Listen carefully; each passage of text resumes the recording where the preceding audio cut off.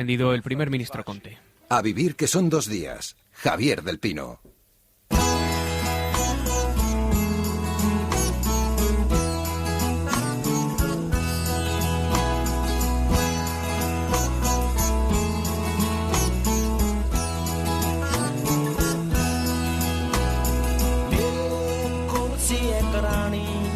ਸ਼ਹਿਰ ਮੈਂ ਕਹਿਵਾਂ ਉਹਦੇ ਕੋਲ ਸੀ ਮੈਂ ਉਹਨੇ ਉਹਦਾ ਕਮਰਾ ਦਿਖਾ ਲਿਆ ਹੈ ਨੀ ਇਹ ਅੱਛੀ ਨੋਰਵੀਜਨ ਲੱਕੜੀ ਉਹਨੇ ਕਿਹਾ ਰਹਿਣਾ ਤਾਂ ਮੈਂ ਜਾ ਜਿੱਥੇ ਵੀ ਤੇਰੀ ਮਰਜ਼ੀ ਮੈਂ ਆਲੇ ਦੁਆਲੇ ਦੇਖਿਆ ਕੋਈ ਉੱਥੇ ਕੁਰਸੀ ਨਹੀਂ ਸੀ ਮੈਂ ਦੂਈ ਤੇ ਬਹਿ ਗਿਆ ਸਮਾਂ ਸੋਚ ਕੇ ਉਹਦੀ ਸ਼ਰਾਬ ਪੀ ਕੇ ਅਸੀਂ 2 ਵਜੇ ਤੱਕ ਗੱਲਾਂ ਕੀਤੀਆਂ ਫੇ ਉਹਨੇ ਕਿਹਾ ਸੌਣ ਦਾ ਸਮਾਂ ਹੋ ਗਿਆ Ramón Lobo, ¿cómo estás? Buenos días. Buenos días, ya queda menos. Ya queda menos, queda mucho, pero queda menos, eso es verdad, un día menos. ¿Tú qué haces para mantener un poco la normalidad? Yo, por ejemplo, venir a la radio me da cierta, no sé, me gusta, ¿no? Con todas las precauciones con las que vienes, pero haces algo, sales. ¿Tú? Bueno, estoy aquí peleándome con un libro que tenía que haber entregado, que tenía que entregar a finales de este mes, que el libro está entre muerto y hay que reescribir bastante, y estoy en ello y creo que ya he cogido el tono. Para mí el aplauso a las 8 es el que marca todo el día. Me pongo el despertador para que no se me olvide, arreglo la casa, he colocado todos los libros, los he limpiado uno por uno y bueno, yo es que estoy acostumbrado a vivir solo y a estar solo, con lo cual no tengo muchos problemas con la soledad. Es verdad. Creo que te duchas antes de aplaudir, ¿no? Como muestra de todavía mayor reconocimiento. Me peino la barba, me la peino para que quede bien y me echo colonia. Como decía Máximo, estás intentando convencer a tu gato de que es un perro, para ver si puedes sacarlo. A ver si ladra. Tengo un gato que es Morgan, que es un gato perro, me sigue a todos sitios y bueno, yo les miro y pienso muchas veces que qué bonito es la ignorancia, ¿no? En este caso. Yeah. Oye, te he visto trolear mucho por Twitter últimamente. A ver si el tiempo libre te va a generar más enemigos de los que ya tienes. Te he visto respondiendo a Albert Rivera, a Pablo Casado, a Rivera. Es que me parece mentira que Pablo Casado pida al gobierno todos los medios cuando sus gobiernos, sus administraciones, tanto nacionales como aquí autonómicos, han recortado la sanidad, han primado la sanidad privada. Y bueno, los datos están en el juzgado, no es una opinión. Y en el caso de Rivera, no sé, no se había dedicado a la abogacía ahora, y entonces dice que qué es lo que ha aportado el discurso de Sánchez, que ahí no me gustó, me pareció el más flojo de los tres, demasiado largo, pero bueno, es un discurso que tiene que hacer, y le he contestado diciendo que más que toda su carrera política. Sí, pero su carrera política se recuerda por, déjame pensar, es que no me acuerdo. Venga, vamos a empezar. Vamos. You were the shadow to my light. Did you feel us? Another star, you fade away. Afraid our aim is out of sight. Wanna see us alive. Where are you now? Where are you now? Where are you now? ¿Cómo te manejas tú, Ramón, con el consumo de información? Yo ayer contaba, y luego lo voy a charlar un rato con Juanjo Millás, a ver cuál es su punto de vista, que hay otro virus, que es el del exceso informativo, seguramente, ¿no? Y que yo creo que la televisión está contribuyendo a él. La televisión, con esa manera que tiene de gritar para dar las noticias, siempre nos hace pensar que nos tenemos que poner más nerviosos de lo que ya estamos, ¿no? En la radio intentamos mantener un poco más la calma, intentamos también, y yo creo que lo vamos a hacer más a medida que este tiempo extraño avanza, ¿no? Vamos a intentar también sosegar. No hace falta retransmitir todo, porque todo puede ser negativo o todo puede ser positivo, según se mire, aunque habitualmente nos olvidamos más de lo positivo que de lo negativo, ¿no? ¿Tú te has marcado no sé, estás constantemente mirando lo último que hay o vas marcándote unos límites? Yo es que soy un obsesivo compulsivo y además consecutivo. Voy pasando una obsesión a otra como máximo pradera, más o menos, para que te hagas una idea. Entonces me gusta informarme, me gusta bucear, me gusta entender. Llevo varios días intentando entender por qué en Alemania hay menos muertos. Hoy lo explicaba muy bien El País. Estoy siguiendo a Estados Unidos. Tengo aquí una página de un chaval que se llama Sifnam. El chaval de 17 años que ha creado una web, una herramienta en la que tú puedes ver casi al minuto el número de muertos. Ya Estados Unidos, por ejemplo, nos ha superado el número de casos confirmados. Y en la televisión, para distraerme, estoy viendo Pandemic. No, pues no es el mejor momento, ponte algo mucho más sosegado. Sabes que es un buen momento igual para repasar la filmografía de Billy Wilder, ¿no? Yo creo que eso sí que puede levantar mucho la moral y reconciliarte con la humanidad. Estamos a 2 meses, hablabas tú de Estados Unidos, del primer caso de coronavirus en ese país, y el gobierno se prepara para una pandemia que podría durar meses y meses y meses. El número de infectados, como dices, sigue aumentando más del 40% a ese ritmo en los últimos días, con hospitales que han dado la voz de alarma y se les acaban los suministros. Hay 2 cosas tremendas para quienes viven en ese país. Una, el sistema sanitario, que es como es. Yo ayer comentaba que puede llegar a ser, esta pandemia puede llegar a ser una especie de Katrina nacional. Va a haber mucha gente que no se va a atrever a ir al hospital por miedo a que le pidan la tarjeta de crédito. Y yo creo que pasará como pasó en Katrina, ¿no? Que dentro de unos cuantos meses se abrirán las puertas de las casas y aparecerán muchos cadáveres de gente que se ha muerto sola. El otro problema de ese país, Ramón, yo creo que es el hecho de estar liderados por un tipo que ni siquiera cree en la ciencia. Y además no solamente no cree en la ciencia, sino que se cree Dios. Son 2 cosas que pueden convertir esto en una tragedia nacional. Sí, yo la única ventaja que veo de todo esto es que es la primera vez que creo que puede perder las elecciones en noviembre.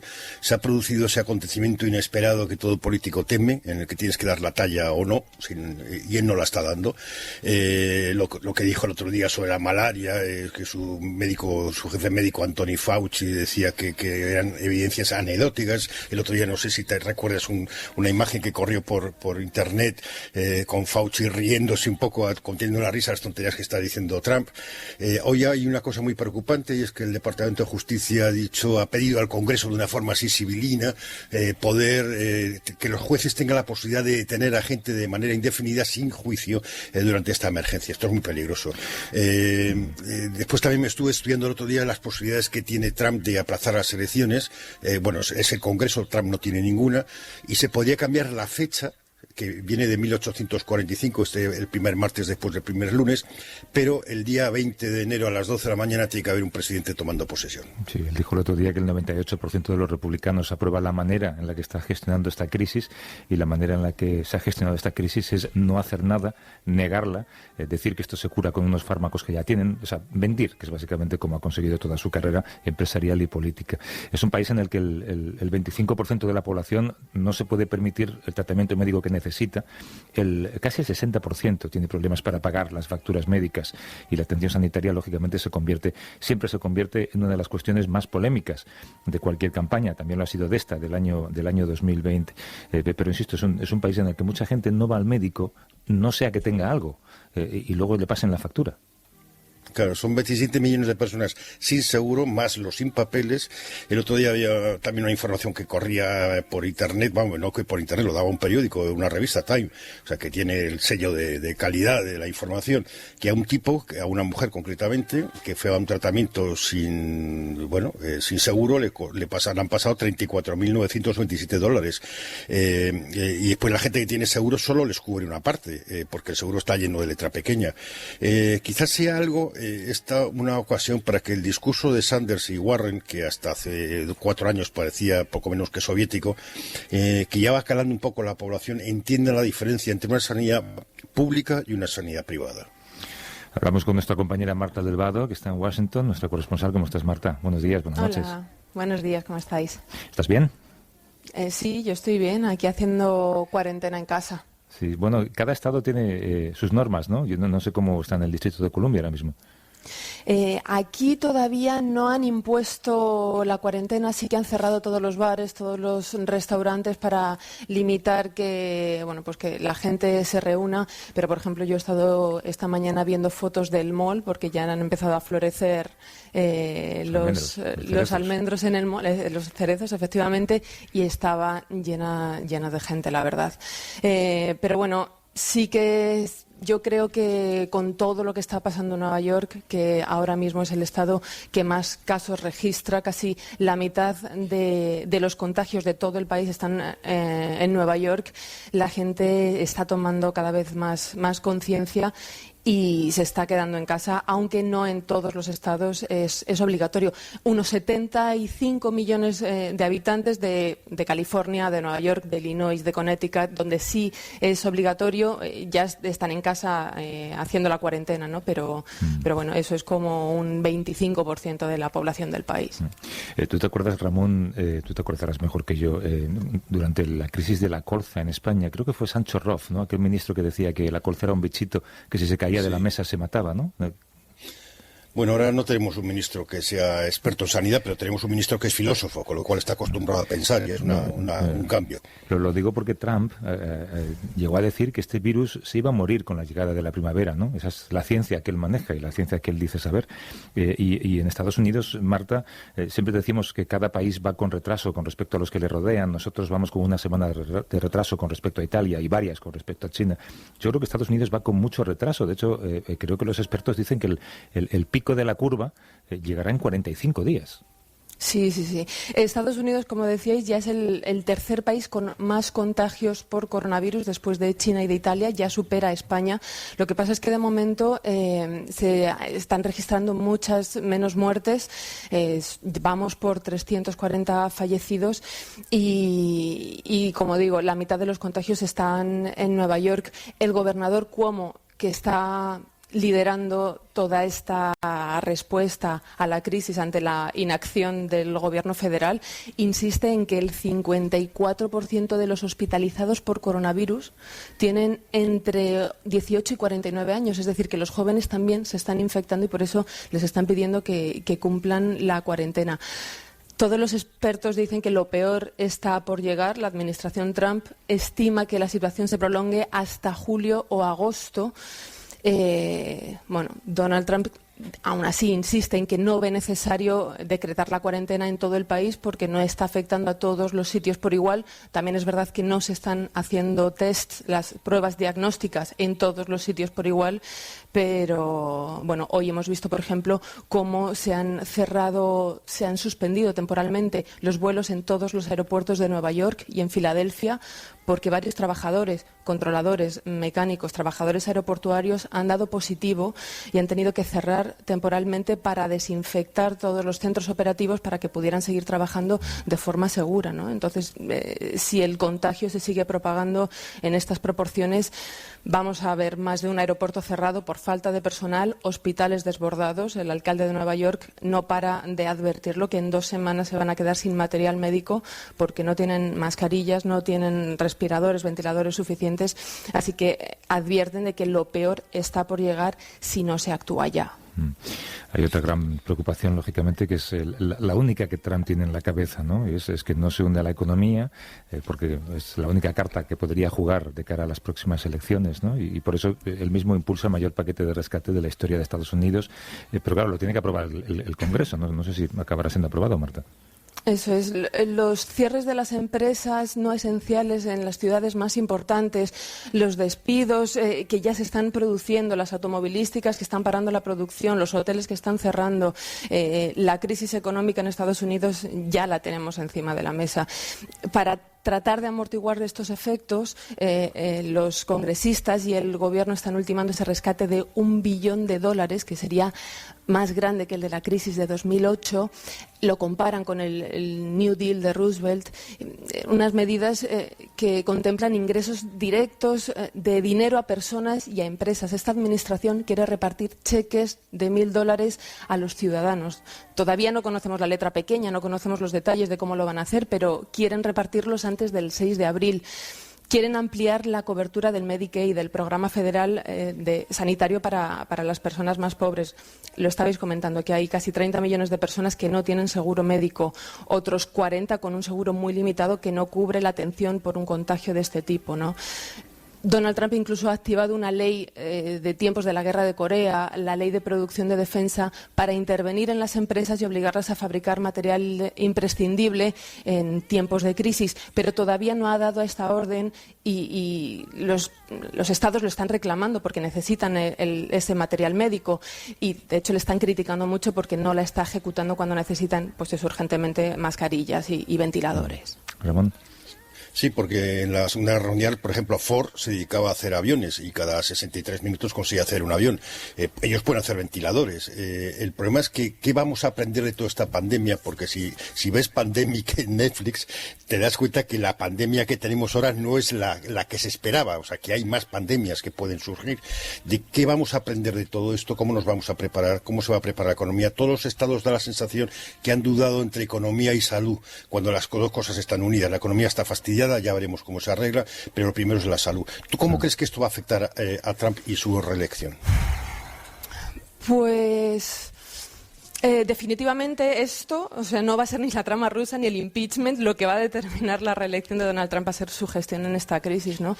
Tenemos un presidente que no cree en la ciencia, que está liderando esta crisis de salud pública, que hace 2 años disolvió el equipo especializado en pandemias de su Consejo de Seguridad Nacional y está al frente de esta emergencia sanitaria en un país con este sistema de salud tan insuficiente, tan obsoleto y tan clasista, por otro lado. Hasta el fin de semana pasado, Trump no se ha tomado en serio esta situación y aún así sigue haciendo afirmaciones que hasta el doctor Fauci, el director del Instituto Nacional de Enfermedades Infecciosas, le ha tenido que contradecir públicamente en varias ocasiones. Es tan irresponsable que ha dado los nombres de 2 medicamentos contra la malaria que dice que pueden matar el coronavirus cuando no hay evidencias de eso. Se están haciendo pruebas, pero no hay evidencias de que lo cura. Y en consecuencia es que en cuestión de horas esos medicamentos se han agotado, creando pues un problema para la gente que realmente los necesita, ¿no? Así que lo que pase en noviembre va a depender de si logra implementar ese paquete de rescate de $1 billón y salvar la economía de alguna manera, porque el crecimiento económico y la creación de empleo es su principal baza en las urnas. Y si no lo consigue, desde luego Joe Biden, que es prácticamente el candidato demócrata que tiene hecha la nominación, podría evitar la reelección. Marta del Vado, desde Washington. Un abrazo, cuídate. Un abrazo, buenos días. Muchas gracias. Al doctor Fauci y Ramón le quedan 2 telediarios hasta que lo despidan y nombra a un terraplanista en su puesto, Sí, seguramente. o uno antivacunas, ¿no? Ayer hablábamos un momento con los corresponsales yo planteé el tema de los imbéciles, ¿no? Yo creo que es un concepto que hay que explorar un poco mejor, que son los mismos que yo decía, pues estos que hay 2 sitios para aparcar y ocupan los 2 sitios, ¿no? Y también son los mismos que ahora no mantienen el metro de distancia cuando estás haciendo cola para entrar en una farmacia, ¿no? Pero también son los que luego votan a gente como esta y que seguramente le volverán a votar porque se creerán que él ha sabido administrar esta crisis, ¿no? ¿Tú te imaginas vivir en un país en el que una crisis sanitaria y científica como esta está en manos de un tipo como este? Bueno, la imbecilidad es un paquete global. Se manifiesta en cada acción de tu vida. Es una pandemia, sí. Es una pandemia, se manifiesta en la cola y se manifiesta en el voto. Y se manifiesta mucho en Twitter. Yo ahora me estoy estoy loco bloqueando a gente. Todos los idiotas que se manifiestan los bloqueo. Antes incluso aguantaba un poco más, ahora ya no. Tienes el dedo flojo. Vamos a parar un momento que tenemos todavía nos quedan algunos compromisos publicitarios y que duren, por favor, y hablamos con Mónica, ¿vale? Vamos.